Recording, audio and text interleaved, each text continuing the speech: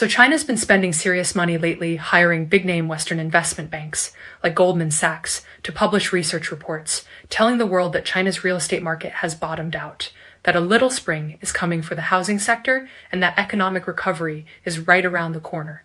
Sounds great, right? There's just one tiny problem. China's own banks just released their 2025 annual reports, and those reports are telling a very different story. Because here is the thing about bank financials. They're basically an X-ray of the real economy. If a recovery were actually happening, you'd see early signs of it in the bank's books first. You'd see healthier lending, stabilizing margins, improving loan quality.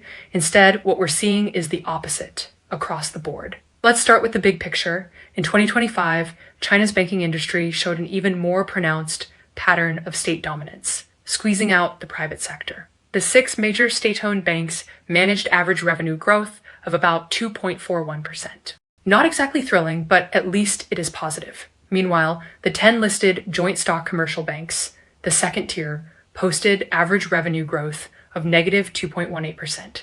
That is worse than their already negative 0.64% in 2024. The trend is clear. As the economy deteriorates, money gravitates toward whatever feels safest. And in China, that means the state-backed giants. The Big Six are using their institutional muscle to monopolize every decent piece of business out there. When times were good, there was more than enough to go around. Now that times are bad, the big banks can barely feed themselves, let alone leave scraps for anyone else. That is red flag number 1. But don't assume the state-owned banks are doing just fine either. A lot of people see that the Big Six still posted revenue and profit growth and think, oh, they must be in decent shape. Not so fast. Crack open those reports and you'll find that these banks can no longer make money from their core lending business.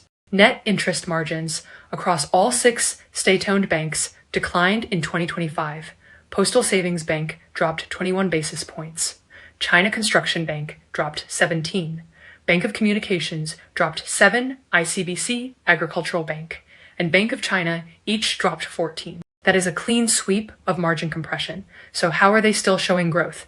Let's look at ICBC, the world's largest bank by assets. In 2025, ICBC posted 2% revenue growth and 1% net profit growth. Sounds okay until you notice that net interest income actually fell 0.4%, while non-interest income surged 10.2%. Translation, ICBC's headline numbers are being propped up entirely by side hustles, wealth management, investment banking, custody services, overseas operations, not by actual lending. Their net interest margin shrank from 1.23% in 2024 to 1.15% in 2025. The average yield on customer loans dropped from 3.4% to 2.81%. The average yield on total interest earning assets fell from 3.17% to 2.68%. They did try to fight back by slashing the average cost of deposits from 1.72% to 1.36%.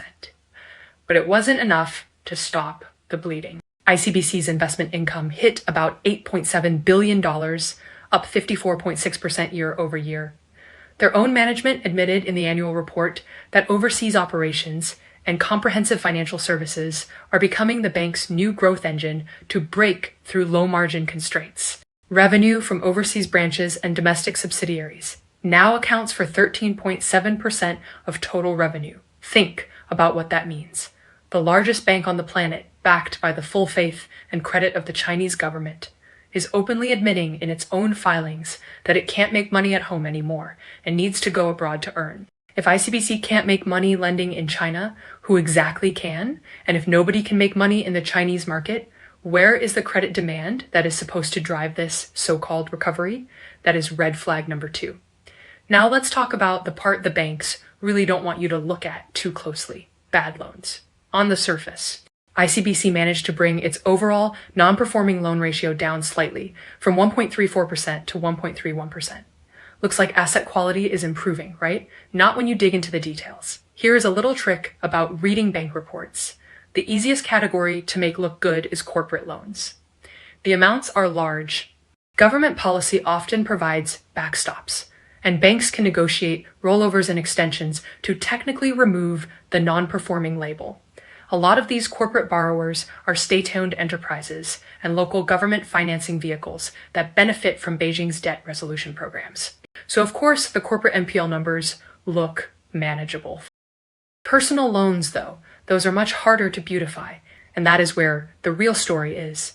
ICBC's personal loan NPL ratio jumped from 1.15% to 1.58%. Almost every category of personal lending saw bad debts spike. Mortgage NPLs went from 0.73% to 1.06%. Personal consumption loan NPLs rose from 2.39% to 2.58%. Personal business loan NPLs climbed from 1.27% to 1.82%. And credit card NPLs surged from 3.5% to 4.61%. Every single category getting worse. What ICBC's books are telling us is brutal. Ordinary Chinese people are going broke. Collectively, when personal loan quality is deteriorating this badly, where exactly is this housing market bottom? Where is this consumer recovery? The bank's own ledger is slapping the official propaganda right in the face.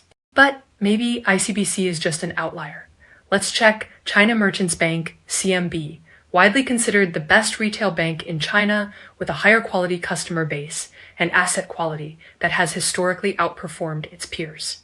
If CMB's numbers are holding up, maybe the situation isn't as dire as ICBC makes it look. CMB's overall NPL ratio does look better at 0.94%, but their retail loan NPL ratio also ticked up from 0.98% to 1.06%. Meaning even CMB's retail portfolio is dragging down overall quality. And when I dug deeper into CMB's report, I found some interesting forensic details suggesting the bank may have used accounting techniques to keep those retail NPL numbers as low as possible. The tell is in the special mention loan category. In China's 5-tier loan classification system, loans are graded from safest to riskiest, normal, special mention, substandard, doubtful, and loss, the last three. Make up what we call non-performing loans. The key question is, how do you keep a loan classified as special mention instead of letting it slip into substandard and becoming an NPL? One common technique is to convince a borrower who is already overdue to make a token payment, just enough for the bank to argue the borrower still has repayment intention, which justifies keeping the loan in the special mention bucket rather than downgrading it. And the data pattern at CMB is suspiciously consistent. Mortgage NPLs barely moved from 0.48% to 0.51%. But special mention loans in that category jumped from 1.28% to 1.57%. Consumer credit NPLs actually ticked down slightly from 1.54% to 1.52%. But special mention loans surged from 3.12% to 3.5%. Credit card NPLs held steady at 1.74%. But special mention loans rose from 4.17% to 4.81%. See the pattern. In every single category, the headline NPL number looks stable or slightly improved, while the pipeline of soon-to-be bad loans is ballooning. That is not a coincidence. It is a bank buying time, even if we give CMB the most generous interpretation and assume no deliberate manipulation at all. A surge in special mention loans still means one thing: the underlying risk is getting worse. Special mention loans are, by definition, already showing signs of trouble. The probability of them converting into full-blown NPLs is very high. We'll find out soon enough when the next set of financials drops. So whether you look at ICBC, the biggest state-owned bank in the world, or CMB, the gold standard of Chinese retail banking, the message is the same. Chinese households are being crushed by debt, mortgages, consumer loans, credit cards, business loans. Repayment capacity is declining across the board. And what is driving that? Falling incomes, rising unemployment risk, shrinking savings, and evaporating confidence. When people feel that squeezed, they're not going to buy houses. They're not going to spend. They're not going to take on more leverage. They're going to hunker down and survive. This is exactly why bank financials are the most honest window into what is really happening in China's economy. The propaganda machine can spin whatever narrative it wants. Investment banks can publish whatever their clients pay them to write. But the numbers in a bank's annual report reflect real pressure, real loans going bad, real margins compressing, real businesses unable to generate returns. Even when banks use accounting tricks to smooth things over, the evidence still leaks through if you know where to look. If China's economy were genuinely recovering, here is what we'd expect to see in the banks first: stabilizing household loan quality, margins bottoming out, demand for quality credit picking up, and core lending becoming profitable again. Instead, we're seeing the exact opposite. The stat-tone giants are pivoting to overseas revenue because domestic lending doesn't pay anymore. The mid-tier banks are in even worse shape. A few years ago, they could at least trade bonds for some easy profit. But now, they can't compete with the big banks on lending. They don't have extensive overseas networks. And they're left with nothing to do except cut costs and squeeze employees just to keep the lights on. My view, a significant number of China's smaller banks are going to fail in the coming years. The industry will consolidate until only the state-owned giants are left standing. Whether that is by design or by accident, the end result looks remarkably similar to how banking worked in the Mao era. Full circle.